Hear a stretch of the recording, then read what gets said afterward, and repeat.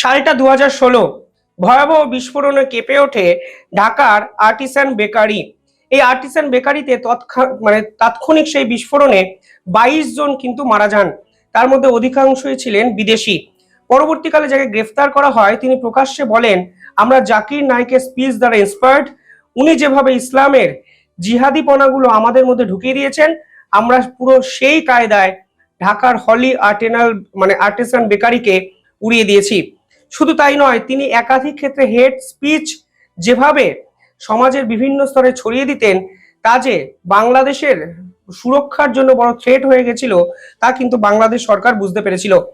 2016 সালে তিনি বিভিন্ন ক্ষেত্রে প্রমাণ পাওয়া যায়, তিনি বিভিন্ন ক্ষেত্রে এমন জিহাদি এবং ইসলামের সেরিয়া যে প্রোটোকলগুলো আছে, যে নিয়ম নিষ্ঠাগুলো আছে, সেগুলো বেছে বেছে তরুণ প্রজন্মের মধ্যে ছড়িয়ে দিতেন, যেন এরা বড় হয়ে দেশ বিরোধী কাজে লিপ্ত হতে পারে এবং ইসলামের যে ধর্ম, সেই ধর্ম, অরিজিনাল ধর্মটাকে ভুলে আলটিমেটলি সন্ত্রাসের পথটাকে যেন বেছে নেয়। পরবর্তীকালে 2019 সালে শ্রীলঙ্কায় ইস্টার বোম্বিং এর ঘটনা সামনে আসে। ইস্টার বোম্বিং এর ঘটনায় যিনি অ্যারেস্ট হন তিনি কিন্তু একই দাবি করেছিলেন 2016 সালে বাংলাদেশের সেই ভয়াবহ অ্যাটাকের পর অভিযুক্ত করেছিল। ইস্টার বোম্বিং এর সঙ্গে জড়িত সেই ব্যক্তি সরাসরি বলেছিলেন, যেভাবে জাকির নায়েক আমাদের ইন্সপায়ার করেছে, আমরা চাইলে গোটা দেশকে সেভাবে শেষ করে দিতে পারি। অর্থাৎ তার প্রভোকেটিভ স্পিচ আসলে সন্ত্রাসবাদ তৈরি করত, সন্ত্রাসবাদীদের জন্ম দিত, এবং এর জন্য শেখ হাসিনা সেই সরকার তাকে নিষিদ্ধ ঘোষণা করে, তার পিস টিভিকে বন্ধ করে দেয় এবং 2016 সালের পরবর্তী সময় তিনি ভারত থেকে মালয়েশিয়া পালিয়ে যান গ্রেফতারের ভয়ে। এবার এতদিন বাদে হঠাৎ করে সেই জাকির নায়েককে ফিরিয়ে আনতে চেয়েছে মোহাম্মদ ইউনূস সরকার। এবার বুঝতেই পারছেন তার ভারত বিরোধিতা এতটাই চরম জায়গায় পৌঁছেছে যে ইসলামিক বাণীগুলো বিভিন্ন ক্ষেত্রে সার্কুলেট করে তিনি আসলে সন্ত্রাসবাদকে ফের চাষ করতে চেয়েছিলেন। ফলে ভারত কিন্তু এক্ষেত্রে তীব্র বাধা দিয়েছিল। 2016 পর 2025 এই যে শেষ 9-10 বছর ভারত কিন্তু মালয়েশিয়া সরকারকে বারংবার বলেছে জাকির নায়েককে যেন ফিরিয়ে দেওয়া হয়। কারণ 2025-এ এসে ভারতীয় এমন একটি ঘটনা আমাদের সামনে আসে যাতে জাকির নায়েকের ইনভলভমেন্ট কিন্তু আরো একবার স্পষ্ট হয়ে যায়। খুব বেশি মিডিয়া এই ঘটনাকে কভার করেনি, কিন্তু আপনাদের জানা উচিত অন্ধ্রপ্রদেশ পুলিশ 30শে আগস্ট অর্থাৎ ঠিক 2 মাস আগে এক ব্যক্তিকে সন্ত্রাসবাদের আওতায় এনে কিন্তু গ্রেফতার করে, যার নাম আবু বাকের সিদ্দিকী। এই আবু বাকের সিদ্দিকী হলো অ্যাডভান্স বোম মেকিং স্কিলের পারদর্শী এক ব্যক্তি। তিনি ভারতবর্ষের বিস্তীর্ণ জায়গায় বোম্বিং করার জন্য বোমা তৈরি করছিলেন এবং তিনি যখন অ্যারেস্ট হন তিনি পরিষ্কার বলেন যে আমি ইন্সপায়ার্ড হয়েছি জাকির নায়েকের স্পিচ শুনে। তিনি যেভাবে আমাদেরকে ভারতকে অশান্ত করার ছক কষার পরিকল্পনা করে স্পিচ দেন, যেভাবে জিহাদিপনা ছড়িয়ে দেন, যেভাবে সেরিয়া আইনকে আমাদের হাতে তুলে নিতে বলেন, আমি সেই কথাবার্তা শুনে বোম বানাতে শুরু করে দিয়েছি। এবং 30শে আগস্টের এই ঘটনার পর ভারত সরকার কিন্তু নড়ে চড়ে বসে। ভারত স্পষ্ট বুঝে যায় এই যে 7 সিস্টার্সে উত্তপ্ত হওয়ার ঘটনা কিংবা শিলিগুড়ি করিডোরে দিনের পর দিন হুমকি বা হুঁশিয়ারি, তা কোনো বিচ্ছিন্ন ঘটনা নয়। কোনো সন্ত্রাসবাদী সংগঠনের মাথায় না থেকেও সন্ত্রাসবাদীদের যে জন্ম দেওয়া যায় তা জানেন জাকির নায়েক। আর জাকির নায়েক জানেন বলেই তিনি এখন এই বিশ্বের অন্যতম কুখ্যাত সন্ত্রাসবাদী তালিকায় টপ 5-এ কিন্তু জায়গা পেয়েছেন। কিছুদিন আগে জাকির নায়েক পাকিস্তান সফরে গেছিলেন এবং সেখানে পাকিস্তান ক্রিকেটারদের সঙ্গে মিটিং করেন এবং এ নিয়ে বিস্তর বিতর্ক হয়েছিল। এবার সেই জাকির নায়েক হঠাৎ করে বাংলাদেশে ফিরতে চলেছিলেন মোহাম্মদ ইউনূসের কল্যাণে। ভারত কিন্তু এই পদক্ষেপকে ইরেসপন্সিবল বলেছে এবং ভারত স্পষ্ট হুঁশিয়ারি দিয়ে বলেছে জাকির নায়েক বাংলাদেশে ফিরলে ভারত কিন্তু ছেড়ে দেবে না। সে সময় আমরা মোহাম্মদ ইউনূসের পক্ষ থেকে একাধিক স্ট্র্যাটেজিক্যাল মুভ দেখতে পাই। মোহাম্মদ ইউনূস বলেন, আমি নোবেল জয়ী একজন ব্যক্তিত্ব, আমি প্রচার করব peace is Islam, interfaith dialogue and anti extremism.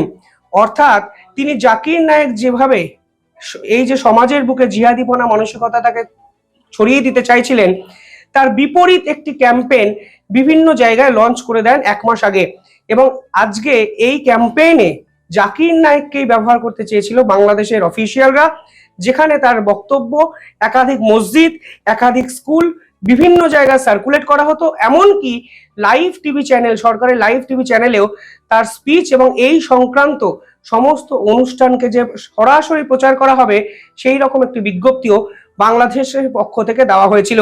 অর্থাৎ বার্তাটা স্পষ্ট, যারা যারা ভারতের বিপক্ষে বিভিন্ন সময় কাজ করেছে তাদেরকে একজোট করো, ফের ভারত বিরোধিতাকে উস্কে দাও, জিহাদিপনা শরিয়াত আইনের নাম করে মানুষ মারার চাষ করো, মানুষ মারার জন্য ছেলে মেয়ে তৈরি করো, ইয়ং জেনারেশনকে প্রভোকেটিভ স্পিচ দিয়ে ব্রেন ওয়াশ করো, তারা শিক্ষা থেকে দূরে থাকুক, তারা সমাজ পরিবর্তন থেকে দূরে থাকুক, তারা ইসলামের নাম করে শুধু মানুষ মারুক।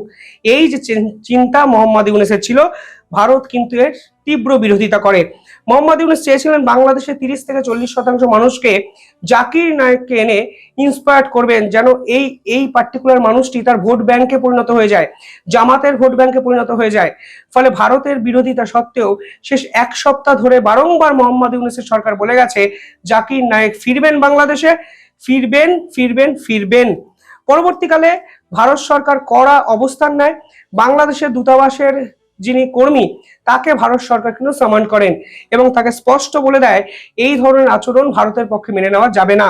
ভারত তার প্রেস রিলিজে ইরেসপন্সিবল নামক একটি শব্দ ব্যবহার করে, যেটা পরিষ্কার বুঝিয়ে দিচ্ছে যে যিনি ভারত এবং বাংলাদেশ একত্রে মানে ডেজিগনেটেড টেরোরিস্টের তালিকায় আছে তাকে কিভাবে বাংলাদেশ সরকার জায়গা দিচ্ছে, এই দায়িত্বজ্ঞানহীন আচরণ কোনোভাবেই ভারতের পক্ষে মেনে নেওয়া যাবে না। এবার এই হলো সামারাইজড, অর্থাৎ এক সপ্তাহ আগে অবধি মোহাম্মদ ইউনূস জানিয়েছিলেন যতই ভারত বিরোধিতা করুক বাংলাদেশ সরকার জাকির নায়েককে জায়গা দেবে। এবার আজকে বাংলাদেশ সরকার জানিয়েছে যে যদি তিনি বাংলাদেশে আসেন তাহলে নাকি তার সিকিউরিটি সমস্যা হবে, জাকির নায়েকের জীবন নাকি হানি হতে পারে, এবং সিকিউরিটি রিজনের জন্য আজকে জাকির নায়েককে বাংলাদেশে ঢোকা বন্ধ করে দিলেন মোহাম্মদ ইউনূস। এবার সিকিউরিটি রিজনটা কি? বাংলাদেশ সরকারের আইন প্রশাসন সেনাবাহিনীর হাতে, বাংলাদেশ সরকার চলছে পুলিশ দ্বারা, সেনাবাহিনী দ্বারা। তাদের সরকার মনে করছে জাকির নায়েকের মতো এক ব্যক্তিত্বকে সিকিউরিটি দিতে তারা পারবে না। কারণটা কি? এইখানেই হয়ে গেছে আসল প্রশ্ন। মনে আছে ঢাকার হোটেলে মার্কিন এক গোয়েন্দা দপ্তরের কর্তা বেমালুম খুন হয়ে গেছিলেন, তাকে বিষ খাইয়ে হত্যা করা হয়েছিল, এবং সেই কর্তা আসলে যে ভারতের বিপক্ষে চক্রান্ত করার জন্য ভারতবর্ষের প্রতিবেশী রাষ্ট্র ঢাকাতে এসেছিল তা কিন্তু একাধিক বিশেষজ্ঞের রিপোর্টে আজকে প্রকাশ চলে এসেছে। সেই কর্তাকে কে মেরেছে? ভারতের গোয়েন্দা নাকি রাশিয়ার গোয়েন্দা, তা নিয়ে বিস্তর আলোচনা হয়েছে, যদিও কংক্রিট কথাবার্তা কোনো পক্ষ থেকেই আসেনি। কিন্তু এটা বাস্তব যে ঢাকার মাটিতে যেই ভারত বিরোধিতা বা ভারতের বিপক্ষে চক্রান্ত করছে তারই কোনো না কোনো কিছু তারই কোনো না কোনো ডোজ কোনো না কোনো মাধ্যম থেকে জুটছে। এই সময় দাঁড়িয়ে জাকির নায়েককে আনা বাংলাদেশ সরকারের কাছে অত্যন্ত রিস্ক ছিল, কারণ বাংলাদেশে নাকি বিভিন্ন ক্ষেত্রে এই সকল সন্ত্রাসবাদীদের শেষ করার প্রক্রিয়া শুরু হচ্ছে, যা পাকিস্তানে হয়েছে। যখন জাকির নায়েকের ঘোষণা বাংলাদেশ সরকারের পক্ষ থেকে করা হয় ঠিক তখনই পাকিস্তানে একটি মিছিল ক্যান্সেল করে দেওয়া হয়।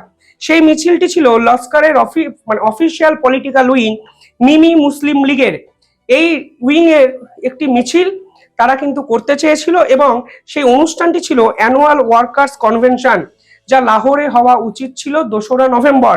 যে লাহোরে আইএসআই এর প্রধানের সঙ্গে লস্করি তৈবার চিফ মাসুদ হাজার এবং বাকি সকলে কিন্তু মিটিং করেছেন। সেই লাহোরের এই র্যালিটিকে হঠাৎ করে পাকিস্তান সরকার ক্যান্সেল করে দেয়, কারণ তারা বলে এক্সটার্নাল থ্রেট এই মিছিলে আসতে পারে। এবার এক্সটার্নাল থ্রেট এই পার্টিকুলার রিজন জানিয়ে জাকির নায়েকেরও সমাবেশ কিন্তু বাংলাদেশ থেকে ক্যান্সেল হয়ে গেছে। বাংলাদেশে ঢোকা মোহাম্মদ ইউনূস সরকার হঠাৎ করে বন্ধ করে দিলেন। আর এখানেই প্রশ্ন হলো কি এমন এক্সটার্নাল থ্রেট? তাহলে এরা কি ভাবছে? এরা কি হত্যার ভয় পাচ্ছে, নাকি জাকির নায়েককে বাংলাদেশ সরকার সুরক্ষা দিতে ব্যর্থ, নাকি এরা অজিত দোভালের মাথার ভয় পাচ্ছে? প্রশ্ন কিন্তু থেকেই যায়। হঠাৎ করে লস্করের এই ধরনের মিছিল ক্যান্সেল করে দিচ্ছে পাকিস্তানের আইএসআই, এবং তারা নাকি অর্গানাইজেশনকে পরিষ্কার বলেছে যে এই মুহূর্তে কোনো মিছিল করা যাবে না, আপাতত মিছিল পোস্টপন করো। এই ঘোষণা যেদিন হয় সেদিন পাকিস্তান থেকে আমরা আরো একটি খবর সামনে আসতে দেখতে পাই। আননোন গানম্যান, অর্থাৎ অদৃশ্য আততায়ী যারা বেছে বেছে জঙ্গিদেরকে নিধন করা শুরু করেছে সে 6 মাস ধরে এফেক্টিভলি। ঠিক 2 দিন আগে পাকিস্তানের লস্কর ই তৈবার কমান্ডার যখন বাড়ি থেকে বেরোচ্ছিলেন তখন দুজন গাড়ি থেকে নামেন এবং গুলিতে তাকে খতম করে দেওয়া হয়। এবং পরবর্তীকালে জানা যায় যে লস্কর ই তৈবার কমান্ডার নিহত হয়েছেন তিনি 2025-এ 2015-তে ভারতবর্ষের গুরুদাসপুর অ্যাটাকের অন্যতম মাস্টারমাইন্ড ছিলেন। 2018-তে সুজান আর্মি ক্যাম্পের অ্যাটাকের অন্যতম মাস্টারমাইন্ড ছিলেন। অর্থাৎ ভারত বিরোধী চক্রান্তকারী এক কমান্ডার, তাকে হঠাৎ করে কে গুলি করে মারলো তা পাকিস্তানে আইএস এর কাছে সব থেকে বড় প্রশ্ন। ঠিক 1 মাস আগে এইরকম একাধিক ঘটনা আমরা দেখতে পাই যেখানে পাকিস্তানে এই ধরনের আততায়ীর গুলিতে মৃত্যুর ঘটনা বারবার পাকিস্তান সরকারের ঘুম কেড়ে নিয়েছিল। কত উদাহরণ দেব। রামিতুল্লাহ তারাক, যিনি জৈশ এ মোহাম্মদের অন্যতম বড় কর্তা ছিলেন, মাসুদ আজহারের অত্যন্ত ঘনিষ্ঠ ছিলেন। তার আগে শহীদ লতিফ, যিনি 16 বছর ভারতের জেলে ছিলেন, 10 বছর আগে ছাড়া পান এবং তারপরে ফের 2016-তে পাঠানকোট এয়ারবেসে হত্যা করা হয়, তাকেও কিন্তু আততায়ীর গুলিতে খতম করা হয়েছিল। তার আগে আব্দুল কাতাল, যিনি লস্কর ই তৈবার অন্যতম কমান্ডার ছিলেন, তার আগে যদি দেখেন আবু কাসিম। ফলে লিস্ট অনেক বড়। এখন এই লিস্ট এতটাই গভীরে চলে গেছে যে এখন বাংলাদেশ সরকার ভাবছে যদি জাকির নায়েকের মতো ইন্টারন্যাশনাল টেরোরিস্ট বা ডেজিগনেটেড টেরোরিস্টকে বাংলাদেশ সরকার ডেকে আনে তাহলে নিজের বিপদ নিজে ডাকা হবে। কারণ এদেরকে সুরক্ষিত করার দায়িত্ব বাংলাদেশ সরকারের এবং সেই সুরক্ষা দেওয়ার ক্ষমতা এই মুহূর্তে সরকারের নেই। কারণ এদের পিছনে যে কোনো মুহূর্তে আননোন গানম্যান লেগে পড়তে পারে। যে আননোন গানম্যান বা যে আননোন পার্সন মার্কিন গোয়েন্দাকে ঢাকার হোটেলে খতম করেছে, হয়তো বাংলাদেশের ভিড়ের মধ্যে মিশে এই জাকির নায়েকের শেষ কৃত্য করতে হতো, কেউ বা কারা করত। এবং এই ভয়ে জাকির নায়েকের এই সফর আপাতত বাতিল করে দিলেন মোহাম্মদ ইউনেস। অর্থাৎ হাওয়াটা ইউনেসের বেরিয়ে গেল। ক্ষমতা নেই, শুধু বোকার মতো চিৎকার। আলটিমেটলি দেশ তো ডুবছেই, তার যে আসলে ব্যক্তিত্বটাও ডুবে গেল আন্তর্জাতিক স্তরে, সেটা কিন্তু স্পষ্ট হয়ে গেল।